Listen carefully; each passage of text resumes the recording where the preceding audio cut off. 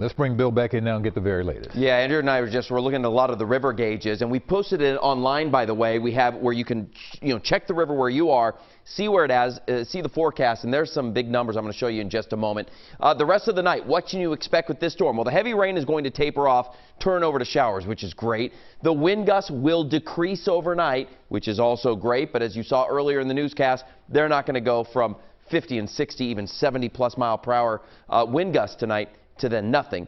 Tomorrow we're going to talk breezes, gusting 30 to 40, and the temperatures, man, they are going to stay very mild for this time of year. This is our live shot in Cape May, and you see how much water is around. We're at 56 degrees right now in Philly. You go to Mount Pocono, it's 44. Just keep in mind, it was Saturday, just a few days ago, that we had over a foot of snow and the weather system roll on through. But tonight, it is all about the melting, and it is all about the rain. Fortunately, the rain is starting to come to an end. In fact, you can see around Philadelphia, the areas of green, it's tapering off. The heaviest, the yellows, the oranges, still confined here to Gloucester and Camden County, essentially all of Burlington County, but that strong line I was pointing out down the shore continues to push offshore. So a few more hours, and we're going to start to see things wind down, and that's great because we've already had 2.02 inches of rain in Philly, widespread 1.5 to 3 inch totals, which is exactly what we anticipated it being.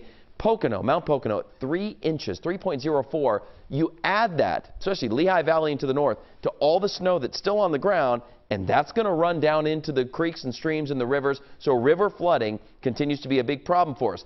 Pretty much our entire area right now is under a flood warning, and that is what this light shade of green is. And that is the more aerial flood warning, not flash flooding per se, where all of a sudden you're driving and a creek just pops out real quick.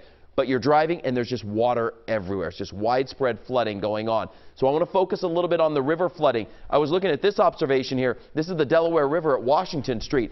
Right now it's at 9.1. That by itself is flood stage. Forecast to crest here in a couple of hours, and you just saw that story about the tide coming in, so it acts like a cork at the mouth of the Delaware. 10.2. The record is 10.6. And at 10.2, that is major flooding. Vulnerable homes and businesses may be damaged. Some numerous roads in this area, both sides of the river, by the way, not just Pennsylvania, could be impassable with a few of these isolated neighborhoods because of the water. Talk about another area that we were focusing on last week. And that, of course, is the Schuylkill River at Boathouse Row. Right now, 9.3. They updated it, National Weather Service, the hydrology department there, to crest at 12.2, which is much higher than it was last week. In fact, at 12 feet, Main Street in Manayunk will flood. And we were talking about that. Josh Sanders was out there earlier. And so we got Kelly Drive. That's closed tomorrow, no question. MLK Drive beginning to flood at 11.5, so that's probably closed as well. And so there's a lot of impacts for you tonight, even though the rain is going to stop. We get into the day tomorrow, especially the first part of the day, and there will still be impacts from this. So raining for another hour or so, and then it starts to taper, as I mentioned. 53 at 4 o'clock in the morning, 47 at 7. If you were wondering if any of this is going to refreeze, absolutely not. We're nowhere even remotely close to the freezing level, so that's good. There's a positive part of that. But it is breezy tomorrow. Skies start to clear late in the day.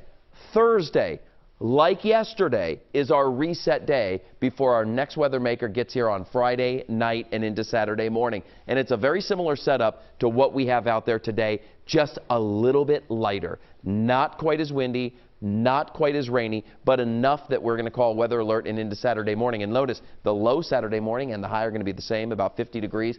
Then the temperatures drop dramatically. By Sunday morning, we're at 28 degrees. And guys, if that's not enough, next week, Monday/Tuesday, we have a decent shot of snow following all this. So we have a lot on the plate to continue to update you and keep you and your family safe. Over to you. All right, buddy. Thanks to the whole department. Thank you so much.